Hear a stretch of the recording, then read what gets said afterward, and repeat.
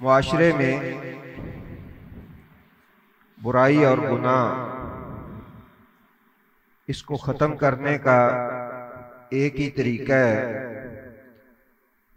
اور وہ یہ ہے کہ انسان کا دل پاک صاف ہو۔ اسلام نے جو ظاہری گناہ ہے ان کو ختم کرنے کے لیے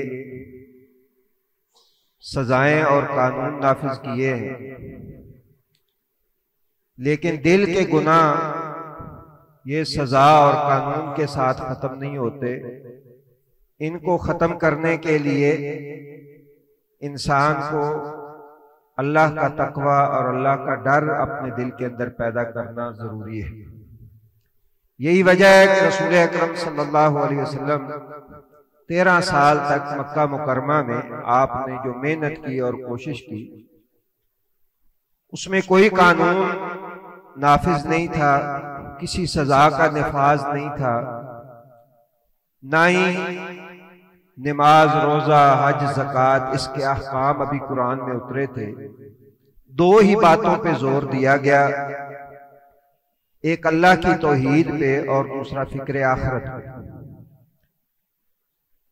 13 سالہ مکی زندگی آپ صلی اللہ علیہ وسلم کی، آپ اس پہ غور کر لیں، اس کا مطالعہ کر لیں، قرآن مجید کی نازل ہونے والی صورتوں کو آپ دیکھیں۔ ویسے تو قرآن کے اندر جامعیت ہے، لیکن عمومی موضوع اور مضمون جو بیان کیا گیا وہ اللہ کی توحید اور فکر آخرت ہے۔ اس کی وجہ یہ ہے کہ جب تک کسی شخص کی بنیاد درست نہ ہو اس وقت تک اس کی اصلاح ممکن نہیں ہے، اور وہ بنیاد یہ ہے کہ انسان کو یہ احساس ہو کہ میں نے بندگی کس کی کرنی ہے اور کس کے سامنے میں نے جواب دینا ہے اور جواب دہ۔ یہ دو باتیں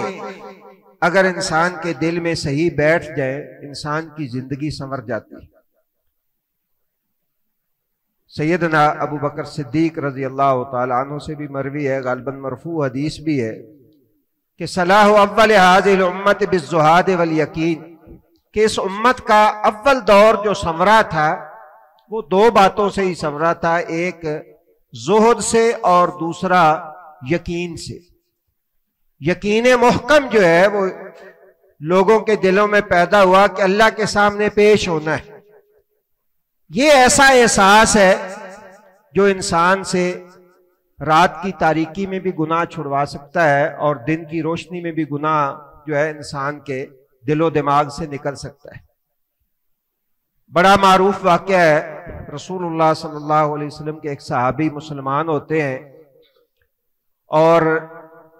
ان کا زمانہ جاہلیت میں اسلام لانے سے پہلے پیشہ جو ہے وہ ڈاکو کا تھا۔ نبی صلی اللہ علیہ وسلم سے عرض کرتے ہیں، اللہ کے رسول کوئی خدمت میرے لائق؟ فرمایا ہمارے کچھ قیدی ہیں مکے کے اندر، تم جاؤ ان کو چھڑا کے لے آؤ۔ رات وہ مکہ کے اندر جاتے ہیں، چاندنی رات ہے، اور ایک خاتون جس کے ساتھ اسلام لانے سے پہلے ان کا کوئی تعلق تھا وہ ان کو دیکھ لیتی ہے، ان کا سایہ دیکھتی ہے اور پہچان جاتی ہے۔ تو وہ کہتی ہے کہ آؤ آج رات جو ہے وہ میرے پاس بسر کرو۔ کوئی رات کو دیکھنے والا نہیں ہے، سناٹا ہے، کوئی جو ہے وہ سزا دینے والا نہیں ہے بظاہر۔ کیا جملہ کہتے ہیں، یا اناک ان اللہ قد حرم الزنا، اناک جس دین کو میں نے اختیار کیا ہے، دین اسلام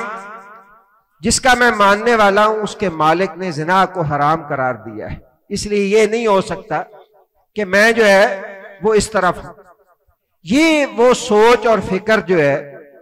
نبی کریم صلی اللہ علیہ وسلم نے پیدا کی صحابہ کرام کے ذہنوں میں، اور اپنی امت کو بھی یہی درس دیا۔ یہ سوچ اور فکر پیدا ہو، اللہ کے سامنے جواب دہی کا احساس، تو پھر کسی جو ہے وہ بڑی سے بڑی سلطنت بھی کیوں نہ ہو کسی کے ماتحت، پھر اس کو یہ فکر نہیں ہوتی کہ یہاں میں جو ہے وہ کوئی ایسا قدم اٹھاؤں گا، اس لیے کہ اسے یہ جب عقیدہ اس کا پختہ ہوگا کہ میرا اللہ تو دیکھ رہا ہے، کوئی اور دیکھے نہ دیکھے۔ یہاں تو شبیر دیکھتا ہے لوگوں نے، یعنی ایسے معاملات میں بھی اللہ کے ساتھ شرکیہ جو ہے وہ جملے بنا لیے۔ لیکن مسلمان جو ہے وہ یہ سوچتا ہے کہ میرا رب مجھے دیکھ رہا ہے۔ نبی کریم صلی اللہ علیہ وسلم کی حدیث ہے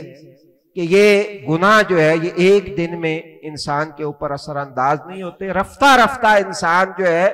وہ اس برائی کی طرف جاتا ہے، گناہ کی طرف جاتا ہے، پھر اس کی زندگی ایسی ہو جاتی ہے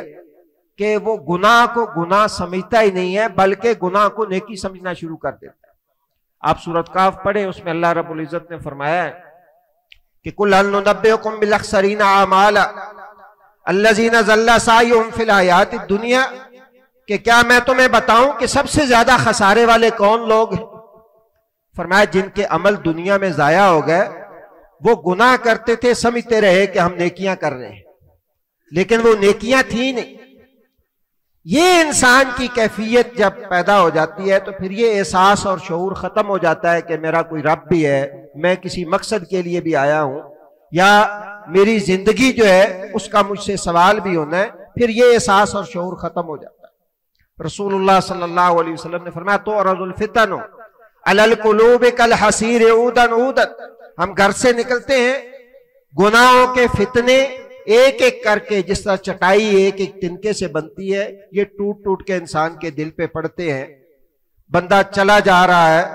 اور معصیتیں اور گناہ، اس کے اثرات اس کے دل کے اوپر جو ہے وہ پیوست ہوتے چلے جا رہے ہیں۔ فرمایا ایو قلب اشربہ، جو بندہ ان کو قبول کر لیتا ہے، اس گناہ کو آنے دیتا ہے،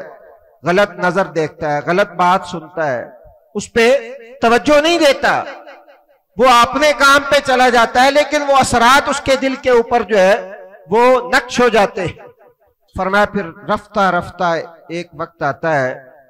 انسان کا دل جو ہے مربادن اسود مربادن، وہ سیاہ کالا ہو جاتا ہے، کلکوز مجقین، جیسے لوٹا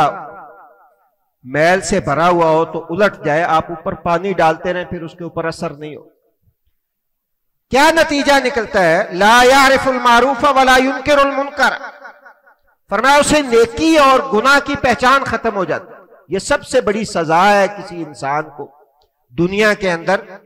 کہ اللہ تعالیٰ اس سے یہ بصیرت ہی چھین لے کہ میں نیکی کر رہا ہوں یا گناہ کر رہا ہوں۔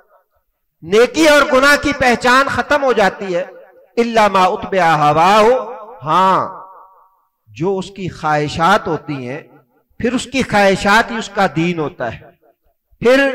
اس کی دل کی چاہتے ہی اس کا دین ہوتا ہے۔ جس کو چاہتا ہے وہ اس کو صحیح سمجھ لیتا ہے، جس کو چاہتا ہے اس کو غلط سمجھ لیتا ہے، اللہ اور اس کے رسول کی بتائی ہوئی ہدایات جو ہے ان کو نظر انداز کر دیتا ہے۔ تو آج جو ہم معاشرے کے اندر دیکھ رہے ہیں کہ وہ پاکیزگی، وہ گناہوں سے دوری، اور وہ اللہ رب العزت کی نگرانی کا احساس جو نہیں رہا ہے، اس میں دو ہی ہماری کمزوریاں ہیں کہ ایک اللہ کی توحید کے حوالے سے ہم کمزور ہیں، اور دوسرا یہ احساس ہمارے دل و دماغ سے ختم ہو گیا ہے کہ ہم نے اللہ کے سامنے جو ہے وہ جواب دینا ہے۔ اگر کوئی شخص ایسا قدم اٹھاتا ہے، ہمارے جیسے لوگ ہم ہی اس کو کہتے ہیں اتنا تو پارسا آ گیا ہے، وہی جواب اور وہی انداز جو پہلے نبیوں کو کہا گیا، شعیب علیہ السلام کو کہا گیا کہ یہ تیری نمازیں اور یہ تیری نیکیاں، تو ہمیں حکم دیتا ہے کہ ہم یہ کام چھوڑ دیں، اگر ایسا ہی کرنا ہے تو کہیں اور جائے، نیکوں کی بستی میں چلا جائے، یہاں تو ہم سارے ہی ایسے۔ تو یہ احساس ہمیں اپنے اندر پیدا کرنا چاہیے، اور یہ احساس اس وقت پیدا ہوتا ہے جب بندہ یہ گزرنے والے سانس اور یہ زندگی اس کو سمجھے کہ یہ ختم ہونی ہے، اور یہ ایسی حقیقت ہے کہ آنکھیں ہم بند کر لیتے ہیں، لیکن کبوتر آنکھیں بند کر لے تو بلی جو ہے اس نے آنکھیں بند نہیں کی ہوتی۔ موت نے ہم سب کو آ کے دبوچنا ہے۔ اس احساس اور شعور کے ساتھ زندگی گزاریں کہ مجھے اپنی زندگی کے ایک ایک لمحے کا کل کو حساب دینا ہے۔ پھر دیکھیے معاشرے کے اندر کیسے پاکیزگی آتی ہے، کیسے برائی جو ہے وہ ختم ہوتی ہے۔ اللہ تعالیٰ مجھے بھی اور آپ کو بھی اسی احساس اور شعور کے ساتھ جینے کی اللہ توفیق دے، اور اسی احساس اور شعور کی وجہ سے اللہ رب العزت ہمیں گناہوں سے بچائے اور نیکی کی طرف لگائے۔ سبحانک اللہم و بحمدک، اشہد ان لا الہ الا انت، استغفرک و اتوب الیک۔